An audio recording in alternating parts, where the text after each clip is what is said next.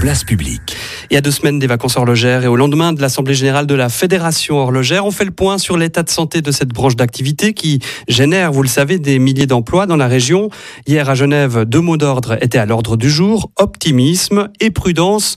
On écoute Jean-Daniel Pache, président de la Fédération horlogère. Nous nous attendions depuis le début de l'année à une stabilisation des exportations horlogères suisses dans l'ensemble et nous constatons que ce scénario est tout à fait en ligne avec ce qui se passe puisque après 5 mois, nous avons une baisse qui est moins vigoureuse qu'avant.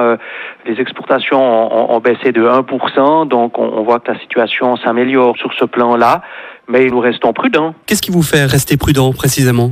On n'a encore pas atteint l'objectif, puisque on a encore une légère baisse. Ensuite, la situation reste quand même incertaine sur certains marchés. Je pense notamment aux États-Unis ou sur les grands marchés européens, ainsi qu'à Hong Kong.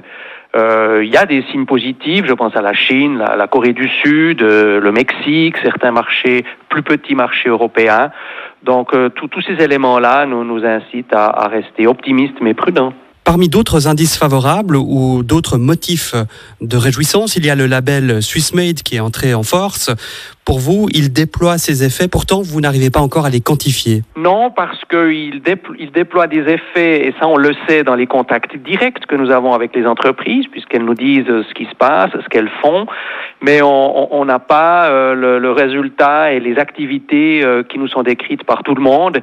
Et puis ces activités, elles ne sont pas forcément chiffrées parce que les marques, les entreprises ne souhaitent pas donner de chiffres sur cette situation, ou du moins ces chiffres ne sont pas communicables et ils restent confidentiels. Ça veut dire quoi ? Ça veut dire qu'avec le label Swissmade, on peut s'attendre à une augmentation du nombre d'emplois, contrairement à ce qu'indiquent les dernières statistiques ? Alors à terme, nous pensons que oui, mais ça se fait pas du jour au lendemain. Nous avons toujours dit que les effets du Swissmade vont se concrétiser sur le moyen terme, le long terme.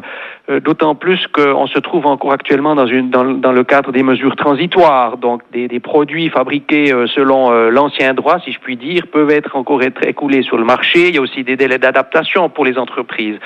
Donc cette évolution positive provenant du label Swissmade va se concrétiser, certes, mais pas à court terme. Ça prend un peu de temps. Vous l'assurez, le Swissmade ne va pas nuire aux montres connectées qui ont besoin de composants et de coproduction ailleurs dans le monde. On vient d'avoir l'annonce de Tag Heuer qui entend trouver des locaux 2 fois plus grands, preuve que finalement la montre connectée fonctionne. Est-ce que vous pouvez vraiment l'assurer, le Swissmade ne va pas briser l'élan ? Alors le label Swissmade permet tout à fait de fabriquer des montres connectées Swissmade. Il y en a d'ailleurs déjà sur le marché et la nouvelle définition le permet. Après, il appartient à chaque entreprise de déterminer sa stratégie en matière de montres connectées, parce que le label Swissmade, comme pour les montres traditionnelles, pour les montres connectées, il exige de faire des investissements en Suisse, parce qu'on veut assurer aux consommateurs, également pour les montres connectées, que le label Swissmade est crédible. Donc, c'est possible. On voit des développements qui se font, notamment dans le cadre du CSEM et d'autres, mais ça nécessite effectivement de faire des travaux en Suisse. Sinon, apposer le label Swissmade sur une montre connectée où rien ne serait fait en Suisse serait tout à fait trompeur. Et pour commenter ces propos, Grégory Ponce nous a rejoint. Bonsoir. Bonsoir. Vous êtes journaliste spécialisé dans l'horlogerie, rédacteur en chef de Business Montres et Joaillerie. Alors on l'entend, pas d'euphorie, mais tout de même de quoi espérer avec notamment le Swissmade qui devrait faire du bien à l'emploi, mais aussi avec des exportations qui retrouvent des couleurs. Qui font semblant de retrouver des couleurs. Jean-Daniel Pache se flatte que les exportations en mai, par exemple, est augmentée, mais et alors la FH nous parle d'une forte hausse des exportations, mais il faut quand même arrêter de se foutre du monde. Ce n'est pas une forte hausse, ces exportations sont en baisse quand on fait le calcul jour par jour. Quand le mois de mai est plus long, forcément on exporte plus, mais est-ce que ça veut dire qu'on a vraiment mieux exporté ? Pas du tout. Jour par jour, si on compare à l'année dernière, qui était déjà une année très faible. L'année dernière, en mai, on avait perdu moins 23, donc on partait d'une base très faible. Là, comme le mois de mai 2017 était plus long, on a apparemment exporté plus de montres. En fait, moins travaillé chaque jour. Donc, les chiffres ne veulent plus rien dire. La FH envoie des messages rassurants. Pourquoi ? Parce que qui paye le salaire de M. Pache ? Ce sont les grands groupes, et les grands groupes sont des grands groupes cotés.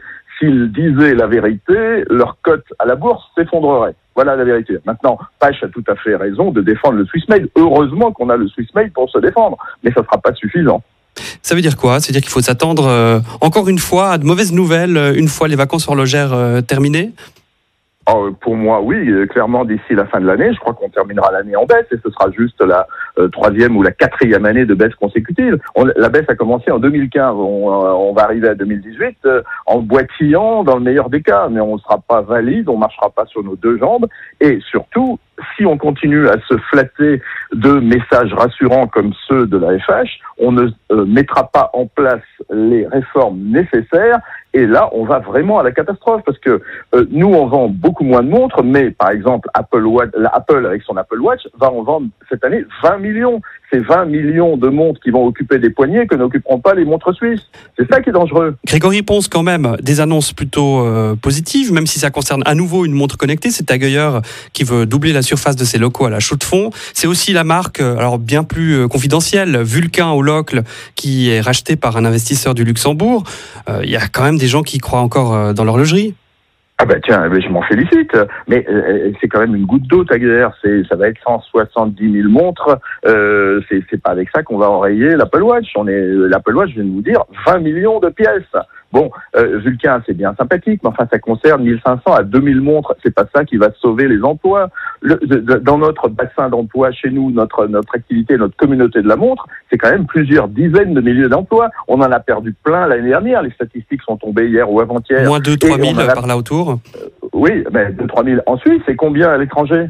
Alors, au moins autant. Moi, j'ai calculé, on est entre 4 et 5 000 emplois perdus à l'étranger. C'est-à-dire que l'activité suisse a perdu globalement entre 7 000 10 000 emplois. Faut arrêter de se rassurer bêtement. La situation est beaucoup plus grave qu'on le dit. Grégory Ponce, on prend rendez-vous à la rentrée ou plutôt à la fin de l'année pour faire un bilan, c'est promis. En tout cas, merci d'être venu merci d'être venu tempérer les propos de la Fédération horlogère. On verra où se situe la vérité. On espère un peu au milieu et on vous souhaite un bon week-end. Moi aussi j'espère. Bonne soirée à tout le monde. Merci, au revoir. Place publique.